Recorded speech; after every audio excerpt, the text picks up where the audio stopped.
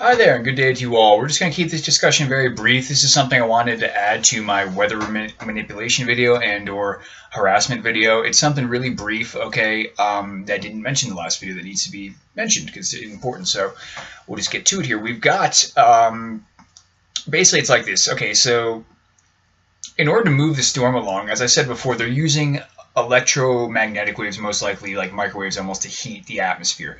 Now, one way they could do this if they wanted to, if there was like worst case scenario, not even worst case scenario, but if they really wanted to just outright stop condensation to move a storm, because like I said, the storm's not going to want to move. Like a hurricane will not move where it can't get condensation occurring. The storm just won't go there because it's too hot. The water will evaporate. So that's essentially what I think they're doing, is they're evaporating the water near there. And so what worst case scenario is, if they had to really heat up the atmosphere, they would basically take a drone. Okay, they would take a drone like similar to the drones that they have that they're flying over California to burn down houses with and forests with. It's basically a direct energy weapon, aka microwave, high powered microwave, basically, that would then they would shoot it in the atmosphere or have it.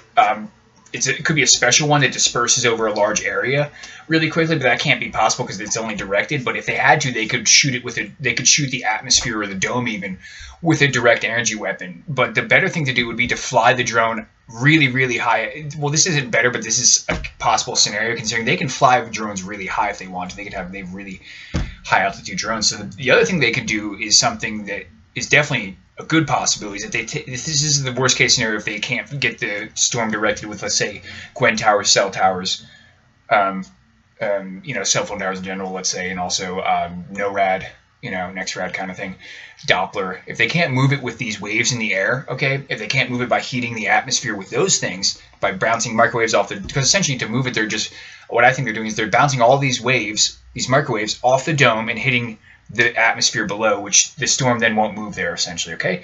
So the thing is that they could fly, like I was saying before, they could fly a drone really high altitude. This is if they really had like last-ditch efforts to be like, let's move this storm, we got to get it moving in a different direction. And if all else failed, what they would do is they would fly a really high altitude drone with a direct energy weapon on. The direct energy weapon would basically blast the lower atmosphere, and condensation would absolutely no way would occur, because the condensation, the drones that they're flying over Central California and Southern California during the summer of 2017 and into the fall were essentially, they heated up the houses so much that there's nothing left, which means the fire burned it higher than 2,200 degrees, which these are videos that In Truth by Grace produced, which she then showed that, like, yeah, this is how hot it gets in order to not have debris available, because they have, like, you can look at the wreckage, or not the so-called rubble, right? There's not much rubble to see in Central California, folks, okay? So it's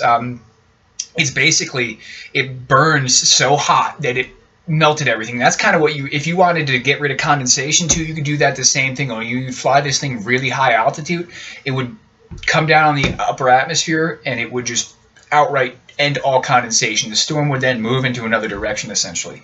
And that's like the last-ditch scenario, I think, of what they would use to do this. I mean, this is your taxpayer dollars hard at work, folks. They basically took, like, they hijacked the government a long time ago. I mean, so essentially this is your taxpayer dollars hard at work, basically coming to your doorstep, destroying your house and killing you, folks. This is pretty much what the deal is, okay?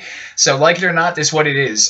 So I hope if you guys want to subscribe to my channel, hey, and we'll have further video topics on this and other topics as well. I basically study the occult, the Bible, and various current events. So anyway, I hope you all have a good day, and I hope God protects all of you.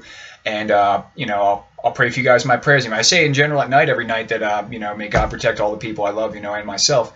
And so you should do the same for everyone else that's around you, and feel good about people around you, even if they treat you badly, because the Bible even says to love your enemy. But I always bring up the fact that, hey, it's hard to love your enemy when your enemy is like literally destroying humanity and poisoning the place. So it's kind of hard to do that.